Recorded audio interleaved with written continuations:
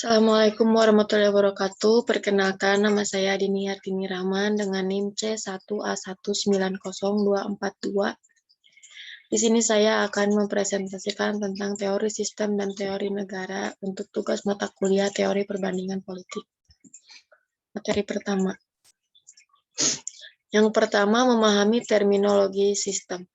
Sasaran dasar dari sistem adalah integrasi beragam ilmu, alam maupun sosial, pengembangan prinsip-prinsip pemersatu dari ilmu-ilmu individual, dan pembentukan teori eksak dalam bidang-bidang ilmu non-fisika. Riset operasional diterapkan dalam pencarian solusi permasalahan sosial, khususnya dalam pendidikan, perencanaan wilayah, perkotaan, dan pelayanan kesehatan. Selanjutnya, kerangka kerja Eston. Upaya-upaya Eston untuk membangun suatu teori politik berorientasi empiris berkembang melalui 3 fase, yang dimana dalam fase itu pencarian teori Eston melibatkan perumusan satu kerangka kerja umum. Sistem-sistem politik berlangsung di saat perubahan dan tekanan untuk mengubah sistem dapat berasal dari dua arah, yaitu yang pertama bersifat internal, yang kedua bersifat eksternal. Dengan demikian, sistem politik dipengaruhi oleh apa yang sedang terjadi di dalam lingkungan-lingkungan. Selanjutnya, asal-usul pemikiran dan pengaruh-pengaruh yang membentuk interpretasi Eston. Eston mencari generalisasi dalam upayanya merumuskan teori yang sistematik. Adalah hasratnya untuk mengaitkan gagasan-gagasannya dengan seluruh ilmu sosial. Eston sendiri mengaku bahwa suatu revolusi teknis dan teoritis dalam ilmu politik memberikan rangsangan bagi karyanya. Dan ia mengutip karya Charles Merriam dan George Catlin, Harold Laswell, dan sebagainya. Konsepsi sistem Eston sangatlah wajar diturunkan dari ilmu fisika dan biologi. Ilmu fisika mungkin memberikan landasan bagi pemahamannya, dan metafisika harus dilampaui lewat pengembangan ilmu sistem yang menggabungkan biologi, psikologi, dan ilmu-ilmu sosial lainnya. Selanjutnya, sistem sebagai struktur dan fungsi Gabriel Almond dan para pelopornya. Almond berpendapat bahwa input dan fungsi politik bukannya output atau fungsi-fungsi pemerintah adalah krusial dalam mencirikan sistem-sistem politik wilayah-wilayah berkembang. Fungsi-fungsi ini yaitu siapa yang mengenali masalah-masalah, mengidentifikasi, mempertimbangkan, yang memecahkan isu-isunya, yang menyajikan solusi-solusi, dan bagaimana tindakan-tindakan tersebut dilaksanakan. Bagi Almond, sosialisasi politik mendorong orang untuk berpartisipasi dalam budaya politik.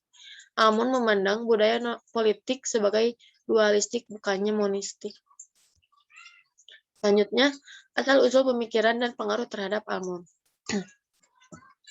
Dalam akar-akar pemikiran Estonian, Weberian, dan Newtonian, Almond mencampurkan pengertian-pengertian struktur dan fungsi. Struktur adalah kegiatan-kegiatan teramati yang membentuk sistem politik. Struktur-struktur ini dicirikan oleh keteraturan dan menurut tingkat perkembangan sistematik. Oleh pembedaan struktural, fungsional bagi Almond adalah sebuah tema lama teori politik. Selanjutnya, kritik kepada Almond dan fungsionalisme struktural. Kritikan-kritikan yang ada pada karya Almond muncul 3 masalah, yaitu bias ideologis konservatif, yang kedua kebingungan konseptual, yang ketiga keterbatasan daya terap. Fungsionalisme dan strukturalisme dalam ilmu politik secara esensial diturunkan dari antropologi, ekonomi, dan sosiologi. Selanjutnya, perspektif sistem yang radikal. Kelompok-kelompok radikal memahami sistem sebagai suatu keutuhan dan perspektif holistiknya berorientasi sejarah. Gonzales Casanova, misalnya, menginterpretasikan perspektif-perspektif historis sistem berhubungan dengan proses, perjuangan, organisasi, spontanitas, dan kecenderungan lain. Selanjutnya, sistem perspektif dialektis. Yang pertama, Szymanski memperkenalkan dialektika kepada fungsionalisme yang ditarik Marx dan Engels. Dialektika dipercayainya merupakan satu metode untuk memahami dunia fisik dan sosial.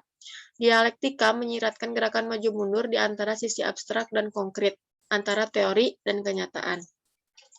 Ada 3 prinsip yang berlaku terkait fungsionalisme. Yang pertama, segala sesuatu cenderung saling berhubungan satu sama lain dalam membentuk sistem-sistem.